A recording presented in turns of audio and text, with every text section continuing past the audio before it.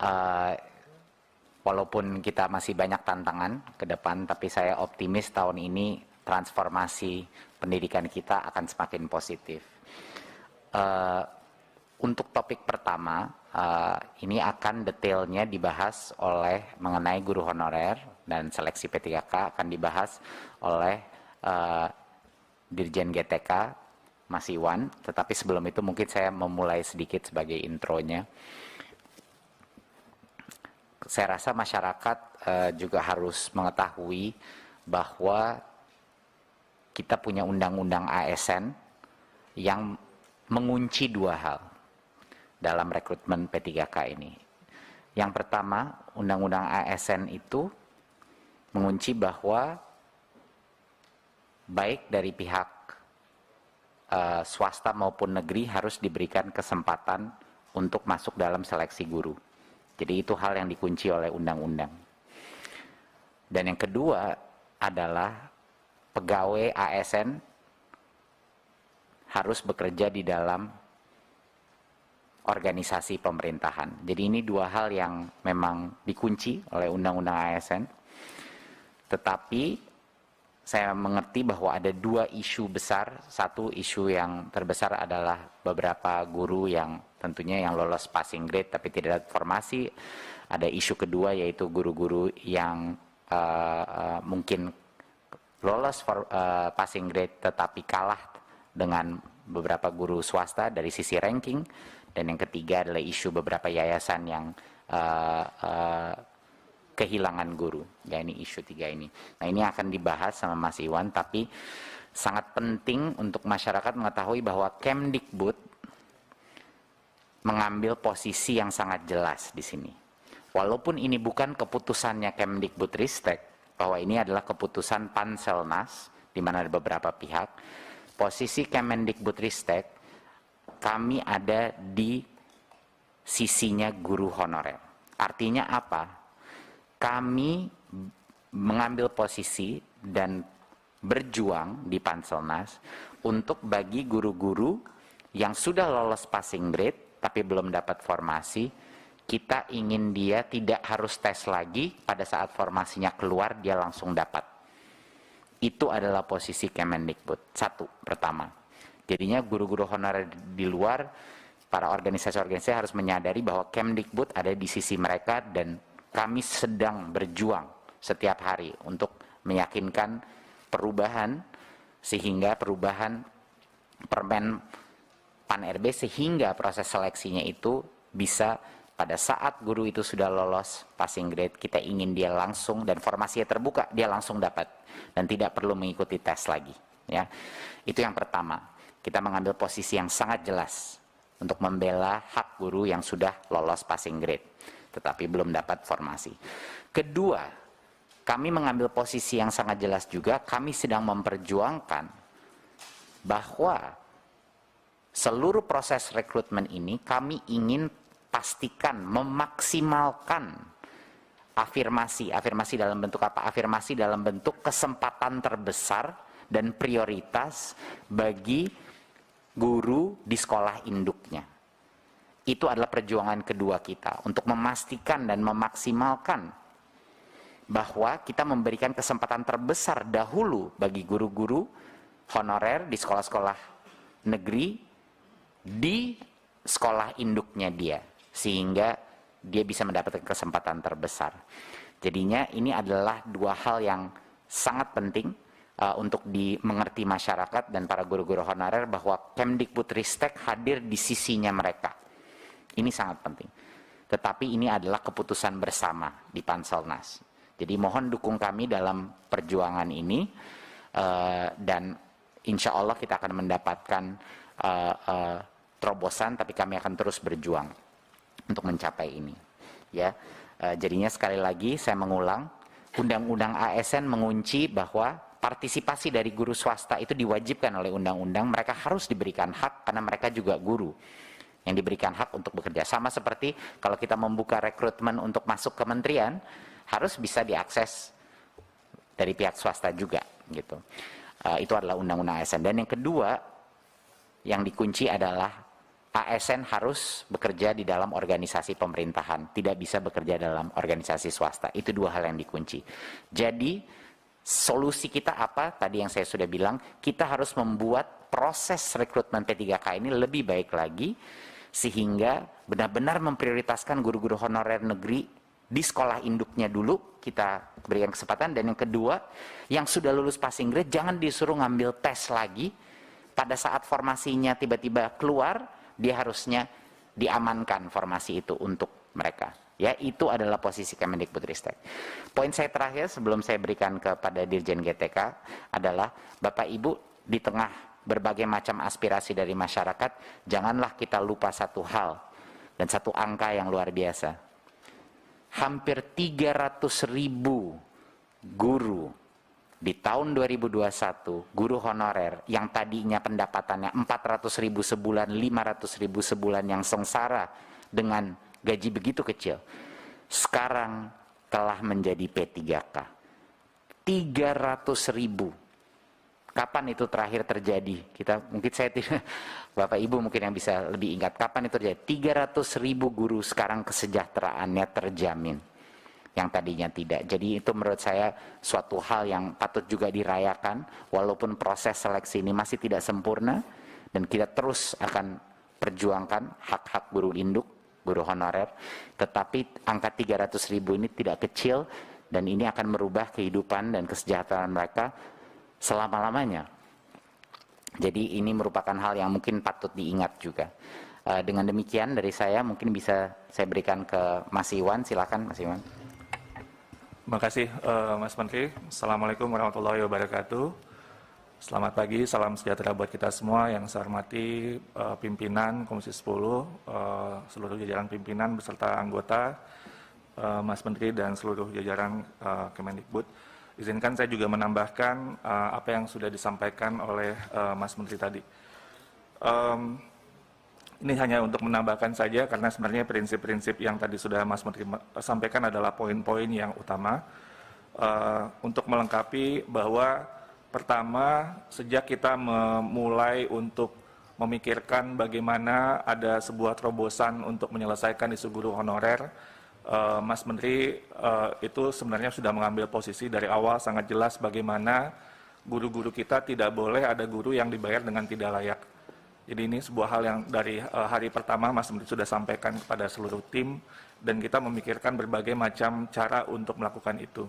Hal yang tercepat yang bisa kita lakukan di awal, mungkin Bapak Ibu masih ingat, adalah ketika kebijakan Merdeka Belajar ketiga, BOS itu yang tadinya dipagu 15% untuk pembayaran guru honorer bisa menjadi 50%. Dan kemudian kita terus, BOS sekarang bisa jadi fleksibel, bahkan dengan masa pandemi ini, kepala sekolah bisa lebih besar untuk mengalokasikan gaji untuk guru honorer. Dan kemudian komitmen untuk bagaimana guru-guru kita mendapat kesejahteraan dan perlindungan kerja yang lebih baik ini kemudian kita rumuskan dalam sebuah seleksi untuk guru ASN P3K. Mohon maaf, bisa ke halaman 2, ya betul, halaman 24, silakan. Silakan Mas Iwan, mohon maaf. Untuk seleksi guru ASN P3K, karena ternyata permasalahannya ada lebih besar daripada meningkatkan kesejahteraan dan perlindungan guru, yaitu bahwa di sekolah-sekolah kita, sekolah negeri yang ada, itu sekitar 40% lebih guru-gurunya tidak mengalami rekrutmen secara yang semestinya. Artinya terjadi sebuah supply dan demand, masalah supply dan demand yang sudah lama. Sehingga guru-guru masuk menjadi guru tanpa perlindungan kesejahteraan dan kondisi kerja yang baik. Dan inilah yang kemudian ingin kita tuntaskan dengan seleksi guru ASN P3K ini. Dan angkanya sangat besar, angkanya itu kebutuhan rekrutmen guru di sekolah-sekolah negeri itu sampai 1 juta lebih formasi. Sementara guru honorer yang ada di sekolah negeri itu angkanya 742.000. Jadi ini sebenarnya kalau dilihat dari proporsinya, formasi itu lebih banyak daripada guru honorer yang ada. Jadi itu menunjukkan ketimpangan supply dan demand yang sangat besar. Dan itu yang juga ingin kita selesaikan, sambil kita juga bagaimana peningkatan kesejahteraan perlindungan untuk guru-guru kita dan kesempatan mereka untuk mendapatkan kompetensi yang lebih baik. Lanjut. Kembali untuk mengingatkan Bapak Ibu terkait dengan lini masa seleksi guru P3K ini sudah melalui sebuah proses yang sangat panjang. Kita mulai dari dialog dengan Kementerian Keuangan untuk memastikan bahwa anggaran untuk 1 juta formasi itu disediakan, lalu kemudian dengan Kemenpan RB untuk memastikan bahwa formasi itu disetujui, dan seterusnya dengan Pemda kita sosialisasikan dengan seluruh Pemda, dan terus kita melakukan misalnya ada materi pembelajaran karena kita ingin guru-guru kita mempersiapkan diri dengan sebaik-baiknya, kita sediakan modul-modul untuk belajar, membantu mereka mempersiapkan diri, dan terus sampai kemudian desain tesnya pun kita ingin maksimalkan. Kalau biasanya tes ASN itu hanya sekali, ini bisa sampai 3 kali kesempatan, dan kemudian skema-skema afirmasi pun dipikirkan, sehingga barulah kita mulai tes itu di pertengahan tahun 2021. Dan desain dari tes ini untuk mengingatkan kembali, kita memikirkan afirmasi bukan saja dalam bentuk bonus poin, tapi juga afirmasi untuk sekolah negeri, dan juga afirmasi untuk Pemda. Jadi di tes seleksi tahap pertama itu tidak ada guru swasta yang boleh untuk ikut tes seleksi tahap pertama. Dan ini sebenarnya spiritnya adalah untuk memproteksi guru-guru di sekolah negeri. Jadi itu sebenarnya desain dari awal untuk seleksi tahap pertama. Dan untuk Pemda, tadinya kita memikirkan bisa lintas Pemda, tapi ternyata kita memikirkan juga berbagai hal yang mungkin bisa menjadi pertimbangan, itu baru dibuka di tahap ketiga. Sehingga afirmasi terhadap yang di Pemda yang bersangkutan itu sampai tahap kedua. Sehingga tidak terjadi sebuah mobilisasi yang bisa jadi lebih besar gitu ya.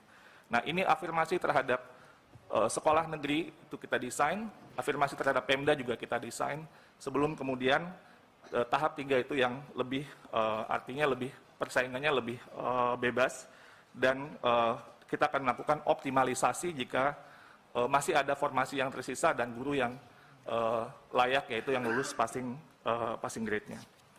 Lanjut. Dan inilah dengan berbagai dinamika yang terjadi pada saat perancangan dan proses seleksi, kita memberlakukan kebijakan afirmasi dan juga penyesuaian nilai ambang batas sebagai bentuk keberpihakan kita untuk mendorong semakin maksimal guru-guru kita yang bisa lulus untuk seleksi dan mendapatkan formasi ini. Pertama, sertifikat pendidik, lalu kemudian usia di atas 35 tahun, penyandang disabilitas, dan guru honorer PHK 2. Dan kemudian kita lakukan juga kebijakan penyesuaian nilai ambang batas, di mana untuk guru-guru yang sudah lama mengabdi, yaitu dengan usia di atas 50 tahun, itu kompetensi teknisnya otomatis langsung 100%.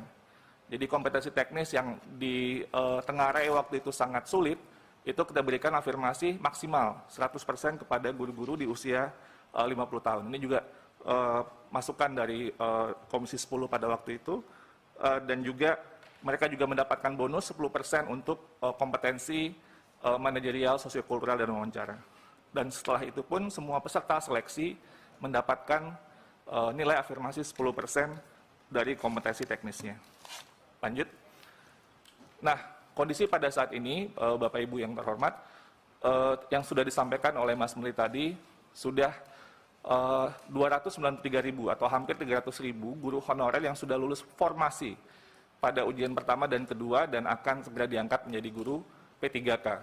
Jika kita melihat angka ini, dari formasi yang dilamar, nanti akan saya jelaskan ada formasi yang dilamar, ada formasi yang tidak dilamar, itu sekitar 75,7%. Jadi artinya angkanya cukup tinggi dari formasi yang dilamar. Atau kalau kita lihat dari total formasi, angka ini sekitar 58,0% dari 506.252 formasi. Ini angka yang sangat besar, persentase yang sangat besar. Lanjut. Nah, tapi pada saat yang bersamaan, kita juga melihat sebuah data yang menarik Bapak Ibu, yaitu ada 117.000 formasi lebih yang tidak dilamar sama sekali di tahap 1 dan di tahap 2. Dan ketika kita buka datanya, ternyata kita bisa melihat sebuah tren bahwa guru-guru kita tidak melamar ke daerah-daerah yang aksesnya terbatas atau terpencil, atau daerah khusus atau daerah 3T. Ini misalnya kalau di DKI Jakarta misalnya guru-guru di Kepulauan Seribu melamarnya di Jakarta Utara gitulah kira-kira ya. Jadi atau yang di daerah desa ngelamarnya ke kota di wilayah kewenangan yang sama, padahal sebenarnya kalau dia bersaing di formasi ini itu mungkin bisa besar kemungkinan dia akan mendapatkan formasi tersebut. Jadi ternyata banyak, ini 100.000 ini banyak sekali Bapak Ibu, ini lebih dari 20% formasi yang tidak dilamar sama sekali. Ya ini nanti mungkin kita bisa isi dengan optimalisasi formasi. Tapi ini sebarannya juga ada per provinsi yang mungkin juga bisa menjadi perhatian Bapak Ibu sekalian. Lanjut.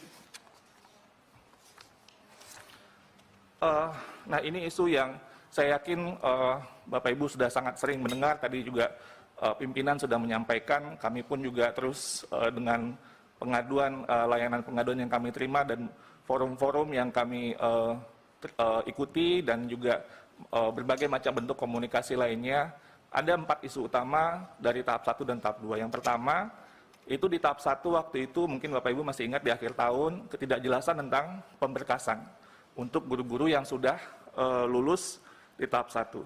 Ini sudah jalan, ada solusi yang segera dilakukan yaitu surat BKN untuk menjadi dasar bagi Pemda untuk segera memproses pengangkatan P3K guru-guru honorer di daerahnya masing-masing. Ini batas akhir untuk penyerahan dokumen nantinya itu kepada BKN tanggal 31 Januari 2022. Ini proses yang sudah sedang berjalan. Lalu yang kedua, ketiga sebenarnya itu mirip, tapi yang ketiga nanti akan itu lebih fokus kepada masalah yang sangat kritis yang tadi sudah disampaikan oleh Mas Menteri dan sudah dijelaskan bagaimana posisi kita, adalah yang sudah lulus passing grade. Yang ini di tahap 1 sudah menjadi masalah, jadi mereka sudah lulus passing grade tapi belum dapat formasi, tapi di tahap kedua ditambah dengan isu sekolah swasta. Jadi yang ada guru honorer sekolah induk yang bagian ketiga sudah lulus passing grade namun kalah bersaing dengan guru swasta. Nah inilah yang isu yang terus kita juga menerima banyak sekali masukan-masukan dari berbagai pihak, dan kita melihat sebenarnya seperti tadi saya sampaikan, jika Pemda mengajukan formasi secara maksimal 1 juta formasi, maka sebenarnya formasi itu berlebih 250.000 atau sekitar 25% dari guru honorer existing. Jadi sebenarnya formasi itu jauh lebih banyak daripada guru honorer yang ada di lapangan. Jadi sehingga kita akan terus mendorong, memperjuangkan bersama-sama bagaimana Pemda bisa memaksimalkan pengajuan formasi tahun ini. Nah, yang waktu itu saya juga sama Kang Dede waktu di podcastnya juga menyampaikan tentang ini. Di tahun 2021 itu sebenarnya sudah ada surat dari Kementerian Keuangan untuk menjelaskan alokasi dana per Pemda. Yang surat ini disampaikan ke seluruh kepala daerah, gubernur, bupati, dan wali kota. Dan untuk tahun 2022 ini sudah disampaikan dari tahun 2021. Jadi suratnya tanggal 13 Desember tahun 2021 dari Dirjen Perimbangan Keuangan untuk menyampaikan bahwa perhitungan anggaran P3K dalam dana alokasi umum itu sudah dilakukan dan bersifat earmark. Ini saya tebalkan sejak tahun 2000, surat yang pertama sudah disampaikan oleh Kementerian Keuangan bahwa kalau dalam sistem penganggaran yang namanya earmark itu adalah dana yang penggunaannya ditentukan secara spesifik sehingga tidak dapat digunakan untuk belanja lain. Sekali lagi, earmark ini kalau dalam penganggaran ini maksudnya adalah dana yang penggunaannya itu ditentukan secara spesifik sehingga tidak dapat digunakan untuk belanja lain.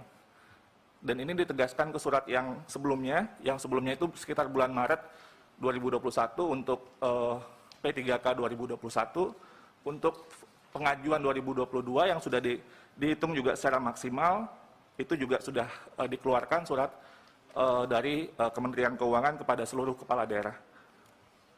Nah, kami terus dan bersama-sama dengan Kemendagri, Kemenkyu, Panselnas untuk melakukan sosialisasi dengan semua Pemda untuk mendorong pengajuan formasi secara maksimal. Dalam forum ini juga bisa saya sampaikan, kami berencana besok Mas Menteri dengan Pak Tito, Pak Mendagri, beserta Menpan RB, Menkyu, dan Kepala BKN akan melakukan rapat koordinasi dengan seluruh Pemda, hostnya Kemendagri, dan untuk menyampaikan bahwa ini sudah dilakukan, sudah ada anggarannya, pengajuannya sudah harus dilakukan untuk memaksimalkan, mendorong Pemda, semua kepala daerah untuk mendorong mereka mengajukan formasi secara maksimal. Karena ini adalah kunci, Bapak Ibu. Kalau ini formasi 1 juta ini nggak diajukan secara maksimal, akan timbul masalah sudah lulus passing grade tapi nggak dapat formasi, padahal formasinya jauh lebih banyak daripada guru honorer existing. Jadi ini harus kita dorong terus, mohon bantuannya juga Bapak Ibu di Komisi 10 untuk mengadvokasikan ini. Dan yang seterusnya adalah tentunya seperti tadi yang disampaikan Mas Menteri, kita ingin mendorong ada segera terbitnya Permenpan yang baru. Sehingga aturan main yang baru, seperti yang prinsip-prinsip yang Mas Menteri jelaskan tadi, itu bisa kita langsung akomodasi, lulus passing grade, nggak perlu lagi ikut ujian. Jadi begitu formasinya muncul, itu mereka didahulukan dan mendapatkan formasi. Jadi itu perjuangan yang terus kita lakukan di Panselnas, dan Mas Menteri terus tentu juga mengadvokasikan hal ini. Setelah itu yang poin yang terakhir, dan ini yang juga tadi Mas Menteri sudah sampaikan, bahwa guru-guru swasta kehilangan guru-guru mereka. Kami sudah menginisiasi dialog, ya memang ada yang secara terpisah gitu ya, tapi waktu itu kita undang BMPS sebagai lembaga atau organisasi yang mewadahi berbagai macam sekolah-sekolah swasta atau badan musyawarah perguruan swasta tanggal 6 Januari. Itu masih sangat sudah tahun baru, sebenarnya waktu itu di akhir tahun karena kita sudah ingin untuk melakukan dialog, tapi ketemu waktunya di awal Januari. Dan kita mendengar berbagai masukan-masukan dari berbagai anggota BMPS dari berbagai provinsi, dari Sumatera sampai ke daerah timur, yang intinya tentunya bagaimana guru-guru swasta dari pihak yayasan ya tentunya ini, guru-guru swasta yang telah lulus formasi ini dikembalikan dan ditugaskan di sekolah swasta. Nah, tapi dialog kemudian berlangsung dan kita pada akhirnya memahami bahwa kunciannya itu ada di Undang-Undang ASN, dan BMPS itu akan mengajukan judicial review untuk Undang-Undang ASN ini. Lalu kemudian yang tadi sudah disampaikan oleh Mas Menteri juga, ya sesuai dengan undang-undang ya semua warga negara ini berhak untuk mengikuti kesempatan untuk ikut seleksi sesuai dengan undang-undang, dan juga kita mendorong semua sekolah swasta agar juga bisa membayar gaji guru-gurunya dan juga kepala sekolah sesuai atau minimum sesuai dengan UMR, sesuai dengan Undang-Undang Ketenagakerjaan. Lalu selanjutnya, slide berikutnya. Bapak Ibu, ini adalah gambaran perbandingan formasi dan kuota per daerah, tapi angka yang terpenting di sini adalah ada 758.018 formasi sesuai dengan rekomendasi Panja Komisi 10. Kita sudah melakukan perhitungan termasuk seperti masukan yang kami terima untuk guru agama. Itu 758.018. Ini perhitungan kebutuhan kita, dan ini kita ingin memaksimalkan angka ini kepada seluruh Pemda untuk dapat mengajukan formasi ini sehingga tahun 2022 ini kita bisa insya Allah menyelesaikan masalah guru honorer dan juga seluruh formasi bisa terisi dengan baik. Terakhir slide-nya, ini maksudnya untuk meng-highlight Bapak Ibu apa yang mungkin nanti bisa kita share juga surat dari Kementerian Keuangan, tapi intinya adalah sudah ditetapkan alokasi DAU tahun anggaran 2022 berdasarkan formula alokasi dasar dan celah fiskal. Dan yang di sini yang ingin saya highlight adalah perhitungan kebutuhan gaji formasi ASN daerah dalam alokasi DAU ini untuk gaji pokok P3K guru yang lulus 2021 itu dihitungnya 14 bulan gaji. Sekali lagi, oleh Kementerian Keuangan, kebutuhan gaji pokok guru P3K 2021 itu dihitungnya 14 bulan. Artinya dihitung sejak Januari sampai Desember dengan asumsi itu ya, asumsinya penggajiannya dimulai sejak Januari sampai Desember dan ditambah ada gaji tunjangan hari raya dan kebijakan gaji ke-13. Itu dinyatakan secara eksplisit di dalam surat Kementerian Keuangan. Sementara untuk kebutuhan gaji pokok guru 2022 itu dihitung sebanyak 3 bulan gaji dengan asumsi proses terjadi, kemudian pengangkatan dimulai sejak Oktober 2022. Dan ini tentunya dana yang diperhitungkan di 2021 yang tidak terserap akan menjadi pengurang perhitungan kebutuhan penggajian P3K. Artinya jika Januari ini tidak diangkat, tidak dibayar gajinya, sebenarnya ada kelebihan di bulan Januari dan itu akan terus berlanjut jika prosesnya masih belum dilakukan atau belum selesai. Jadi anggaran yang dialokasikan sebenarnya ini cukup besar untuk 14 bulan gaji untuk 2021 dan 3 bulan gaji untuk guru yang nantinya diangkat atau lolos di 2022, seleksi 2022. Itu mungkin dari saya terakhir, ini hanya ingin menyampaikan kepada Bapak Ibu Komisi 10 bahwa rekomendasi Panja ini sudah kita tindak lanjuti, misalnya melanjutkan seleksi 1 juta guru P3K yang sebelumnya mungkin dikhawatirkan akan berhenti saja, tapi kita ingin memaksimalkan, mudah-mudahan dengan Permenpan baru nanti kita bisa lebih besar lagi.